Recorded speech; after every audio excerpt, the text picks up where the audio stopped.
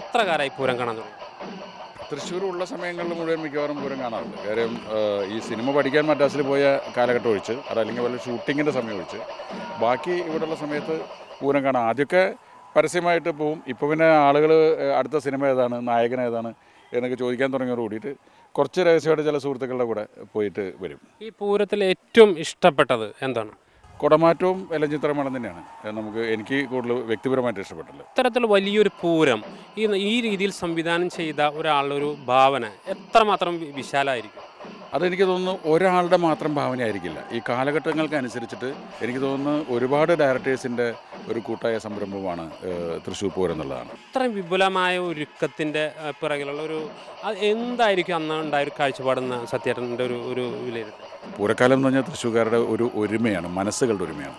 അപ്പോൾ എനിക്ക് തോന്നുന്നത് എല്ലാവരുടെയും ഒരു മതങ്ങൾക്കും ചിന്തകൾക്കും രാഷ്ട്രീയത്തിന് അതീതമായിട്ടുള്ള ഒരു ഒരുമയ്ക്ക് വേണ്ടിയിട്ട് പൂർവ്വികരുണ്ടാക്കിയിട്ടുള്ള ഒരു വിരുന്നാണ്. തൃശ്ശൂർക്കാരനായ സത്യേട്ടൻ എന്തുകൊണ്ടൊരു പൂരം ഒരു കേന്ദ്ര കഥാപാത്രമാക്കി ഒരു സിനിമയെക്കുറിച്ച് ചിന്തിക്കുന്നില്ല?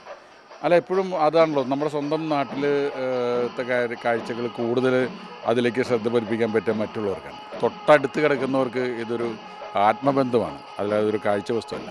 പൂരത്തെ ഈ അത്ഭുതങ്ങളിൽ ഏത് തലത്തിൽ എന്നിട്ടാണ് സത്യേട്ടൻ? ഒരു വലിയ സമൂഹത്തിനെ ഒരു ദൃശ്യത്തിൻ്റെയും കേൾവിയുടെയും ലഹരിയിലേക്ക് കൊണ്ടുപോകുന്ന ഒരു ഉത്സവം ലോകത്തിൽ ഇത് മാത്രമേ ഉള്ളൂ.